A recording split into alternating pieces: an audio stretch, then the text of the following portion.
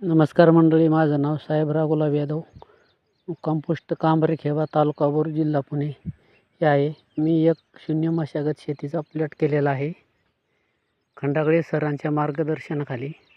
आणि हा आहे प्लॉट. यंदा पहिलं वर्ष असल्यामुळे थोडाच केलेला आहे, जास्त काही नाही केलेला. थोडा भुईमूग आणि या साईडला असं भात लावलेलं आहे टोकन पद्धतीने. आणि रिझल्ट आहे चांगला त्याचा. पाण्याचा निचरा होतो या. आणि दुसरं म्हणजे भुईमुग आणि आमच्या भागात कोथिंबीर जास्त पाऊस असल्यामुळं कोणाचीच आली नाही. पण तुम्ही आता बघताय आपली इथं कोथिंबीरसुद्धा चांगली आलेली आहे आणि भुईमुगसुद्धा चांगला आलेला आहे.